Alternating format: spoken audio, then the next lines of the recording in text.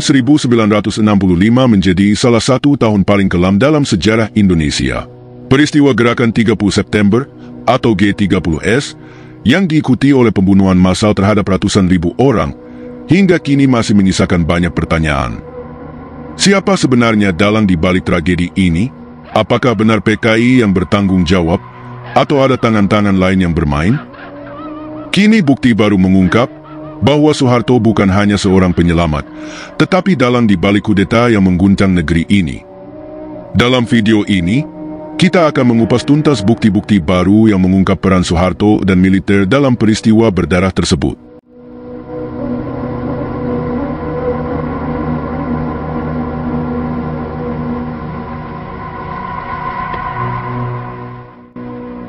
Saat Indonesia memperingati 20 tahun reformasi dan jatuhnya rezim Orde Baru, mitos yang dibangun oleh rezim tersebut dan diwariskan ke era pasca Orde Baru masih terus bertahan. Narasi resmi negara menyatakan bahwa militer turun tangan pada 1 Oktober 1965 untuk menyelamatkan Indonesia dari kudeta komunis yang gagal. Menurut versi ini, militer bertindak sebagai penyelamat bangsa dari kekacauan yang dipicu oleh pemberontakan spontan rakyat terhadap ancaman komunis. Namun, fakta sejarah mengungkap cerita yang jauh lebih kompleks dan gelap. Peristiwa yang dikenal sebagai Gerakan 30 September atau G30S sering dikaitkan dengan Partai Komunis Indonesia atau PKI. Namun, bukti-bukti menunjukkan bahwa militer, bukan PKI, yang sebenarnya berada di balik kudeta tersebut. Kudeta ini menjadi awal dari pembunuhan massal terencana yang menewaskan ratusan ribu orang, sebuah tragedi yang oleh CIA digambarkan sebagai salah satu pembunuhan massal terburuk abad ke-20. Buku The Army and the Indonesian Genocide, Mechanics of Mass Murder mengungkap bagaimana militer merencanakan dan melaksanakan pembunuhan massal tahun 1965 hingga 1966. Video ini akan fokus pada mekanisme kudeta militer yang terjadi pada 1 Oktober 1965, serta bagaimana militer menggunakan kekerasan untuk mengkonsolidasikan kekuasaan.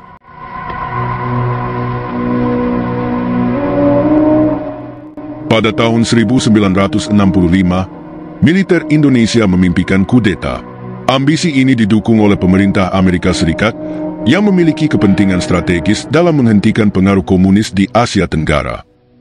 Setelah upaya sebelumnya untuk memisahkan Sumatera dari Indonesia pada akhir tahun 1950-an gagal, AS beralih ke militer Indonesia sebagai sekutu dalam perang melawan komunisme. Melalui pelatihan dan pendanaan, AS berharap militer dapat menjadi negara dalam negara yang mampu menggulingkan Presiden Soekarno yang dikenal simpatik terhadap ideologi Marxis.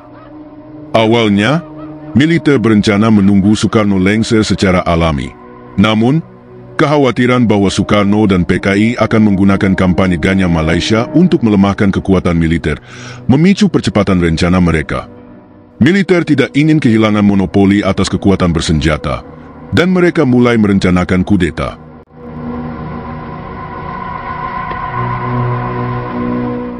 Sebelum mengkaji bagaimana militer berkuasa, penting untuk memahami struktur yang dimilikinya menjelang malam 1 Oktober 1965.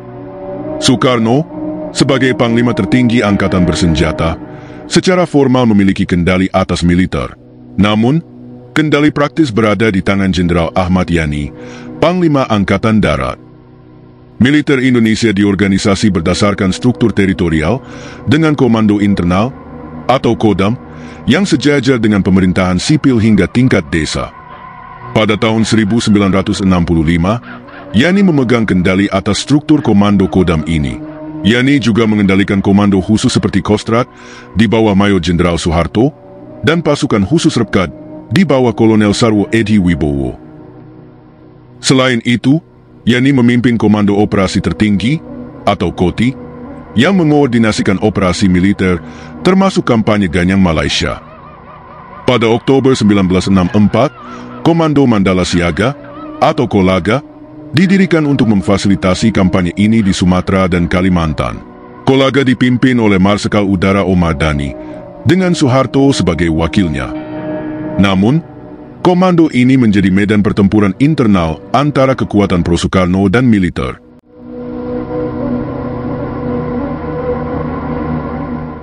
Pada September 1964, undang-undang baru memberikan kewenangan kepada Koti untuk menyatakan darurat militer tanpa harus terlebih dahulu meminta izin dari Soekarno. Militer khawatir Soekarno akan menggunakan komando Koti dan Kolaga untuk membantu membawa komunis Indonesia ke tampuk kekuasaan. Selain menempatkan sekutunya, yaitu Dani, sebagai komandan Kolaga, Soekarno menyetujui mobilisasi 21 juta sukarelawan pada bulan Mei 1964. Hal ini seolah-olah dilakukan untuk mempersiapkan potensi konflik dengan Malaysia, tetapi militer khawatir para sukarelawan tersebut dapat digunakan untuk melawan kekuatannya sendiri.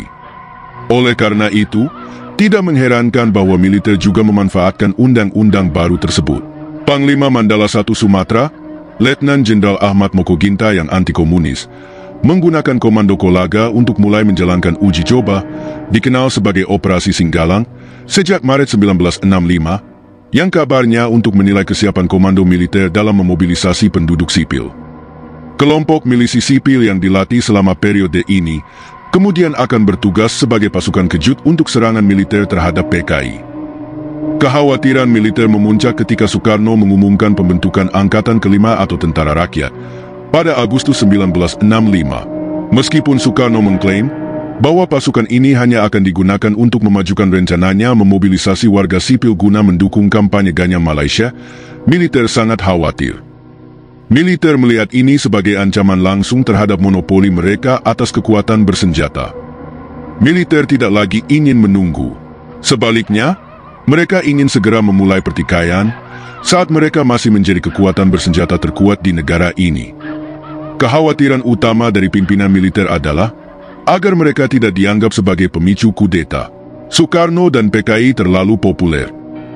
Sebaliknya, seperti yang dijelaskan John Roosa, militer berharap untuk mendorong sebuah peristiwa Delhi yang dapat digunakan oleh militer untuk menggambarkan tindakannya sendiri sebagai tindakan defensif, dan gerakan 30 September memberikan kesempatan itu. Ketika G30S menculik dan membunuh 6 perwira tinggi militer pada 1 Oktober 1965, militer menggunakan ini sebagai alasan untuk mengambil alih kekuasaan. Ketika Soeharto mengambil alih komando setelah kematian Yani pada pagi hari tanggal 1 Oktober, ia mengacu pada perencanaan jangka panjang pimpinan militer di bawah Yani, sambil menambahkan sentuhannya sendiri.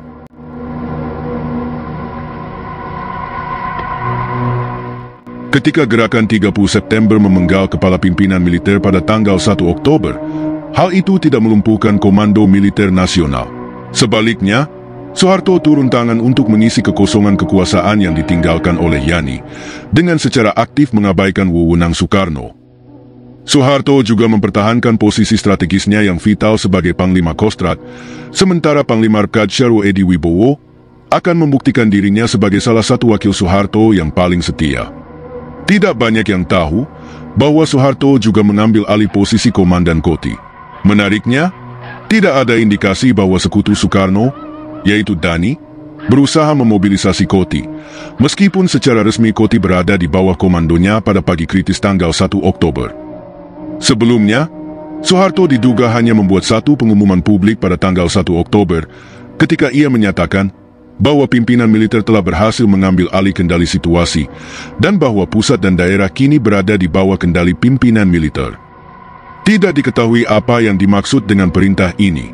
Tidak dapat dibuktikan bahwa Soeharto telah melakukan kudeta pada tanggal 1 Oktober, karena bukti yang ada hanya membuktikan bahwa ia telah bertindak secara tidak patuh kepada Soekarno ketika ia menolak untuk turun dari jabatan Panglima Angkatan Darat ketika diperintahkan untuk melakukannya. Kini terungkap bahwa Soeharto jauh lebih aktif dalam mengonsolidasikan posisinya dan beroperasi secara independen dari Soekarno.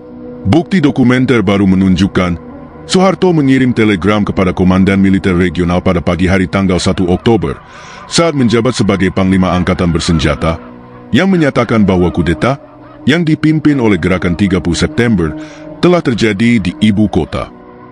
Perintah ini kemudian diikuti oleh instruksi yang dikirim dari Panglima Mandala I Sumatera, Mokoginta, yang menyatakan bahwa para komandan militer harus menunggu perintah lebih lanjut. Perintah lanjutan ini akan datang pada tengah malam itu ketika Mokoginta mengumumkan melalui radio bahwa semua perintah yang dikeluarkan oleh Soeharto harus dipatuhi yang bertentangan langsung dengan Soekarno, yang telah memerintahkan Suharto untuk mundur. Moko Ginta kemudian memerintahkan bahwa semua anggota angkatan bersenjata harus dengan tegas dan menyeluruh memusnahkan, sampai ke akar-akarnya, semua orang yang diduga terlibat dalam gerakan 30 September. Ini adalah contoh paling awal yang diketahui dari instruksi semacam itu. Bahwa Moko Ginta mengeluarkan instruksi ini dalam jabatannya sebagai Panglima Mandala I merupakan hal yang penting. Kini diketahui bahwa Komando Daerah Sumatera diaktifkan pada pagi hari tanggal 1 Oktober dengan tujuan yang jelas untuk memfasilitasi kampanye pemusnahan oleh militer. Darurat militer juga diberlakukan di seluruh Sumatera.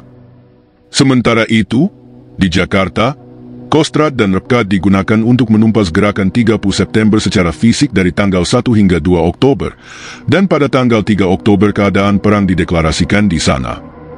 Selama beberapa hari berikutnya, Suharto menuntut janji kesetiaan dari para komandan militer di seluruh negeri, sementara pers dibungkam dan para pemimpin sipil dilumpuhkan.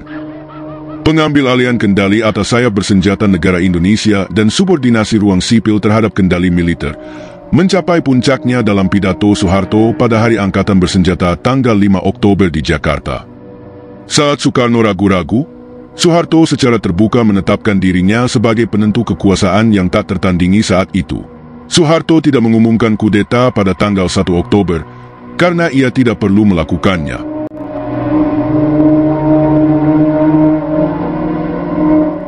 Setelah mengambil alih, militer melancarkan kampanye pemusnahan terhadap PKI dan simpatisannya. Terlihat jelas adanya beberapa fase kekerasan. Setelah pertama kali menyatakan niatnya untuk memusnahkan gerakan 30 September pada tengah malam tanggal 1 Oktober, militer memerintahkan warga sipil untuk berpartisipasi dalam kampanye militer mulai tanggal 4 Oktober. Setiap saat, tindakan militer dikoordinasikan melalui sistem komunikasi dua arah yang rumit, yang membentang hingga ke tingkat desa. Militer menggunakan beberapa rantai komando untuk melaksanakan kampanye ini secara nasional. Aksi gerakan 30 September memecah Indonesia menjadi 4 wilayah komponennya: Sumatera, Jawa, Kalimantan, dan Indonesia Timur. Militer memfokuskan fase pertama serangannya di Sumatera dan Jawa, dua pusat ekonomi dan populasi utama negara ini, sebelum memperluas jangkauannya keluar. Ketika militer mulai bergerak untuk melaksanakan operasi penumpasan yang digambarkannya sendiri terhadap kelompok komunis Indonesia, pembagian kerja mulai berkembang di seluruh negeri. Militer menggunakan struktur komando teritorial dan pasukan khusus seperti Kostrad dan Repkad untuk mengoordinasikan serangan. Di Sumatera, Letnan Jenderal Ahmad Moko Ginta memainkan peran kunci dalam memimpin operasi pemusnahan. Pembunuhan massal ini tidak terjadi secara spontan, tetapi melalui koordinasi terpusat yang melibatkan beberapa rantai komando. Militer menggunakan kekerasan untuk meneror penduduk dan memastikan tidak ada tantangan terhadap rezim baru mereka. Pada akhir tahun 1965, ada upaya untuk memusatkan operasi pemusnahan oleh militer. Suharto membentuk Komando Operasi Pemulihan Keamanan dan Ketertiban atau Kokkamtib pada tanggal 6 Desember. Meskipun komando ini mendapat banyak perhatian atas perannya dalam mengordinasikan serangan militer, pada kenyataannya, komando ini tidak relevan dengan tahap awal operasi pemusnahan oleh militer. Pembunuhan terburuk di Aceh, misalnya, tempat pertama kali dimulai, telah berakhir pada saat Kokkamtib didirikan di Sumatera. Bahwa pimpinan militer nasional harus memilih untuk mengoordinasikan kudeta dan kampanye pemusnahan berikutnya, melalui jaringan rantai komando semi-otonom dan khusus, wilayah tidak mengurangi sifat koordinasi militer yang terpusat di balik genosida. Pendekatan semacam itu juga tidak unik bagi Indonesia. Holocaust Nazi juga dikoordinasikan melalui beberapa rantai komando khusus wilayah. Tingkat koordinasi inilah yang memungkinkan pola-pola nasional yang jelas berkembang dalam pembunuhan-pembunuhan berikutnya. Tujuan akhir dari kekerasan ini adalah untuk mengonsolidasikan perebutan kekuasaan negara oleh militer. Kini jelas bahwa Suharto memainkan peran koordinasi utama di balik kudeta militer dan kampanye pemusnahan berikutnya. Militer tidak dengan berat hati turun tangan untuk menyelamatkan negara dari kudeta pada 1 Oktober 1965. Sebaliknya, militer secara aktif berupaya merebut kekuasaan untuk dirinya sendiri menggunakan tindakan gerakan 30 September sebagai katalisator untuk melaksanakan rencana jangka panjang guna melaksanakan kudetanya sendiri. Dalam mengambil alih kepemimpinan pada hari penting ini, Soeharto tidak hanya bereaksi terhadap aksi gerakan 30 September, tetapi juga memanfaatkan perencanaan jangka panjang dari pimpinan militer nasional. Pembunuhan berikutnya digunakan untuk meneror penduduk dan mencegah segala bentuk tantangan terhadap rezim militer yang baru.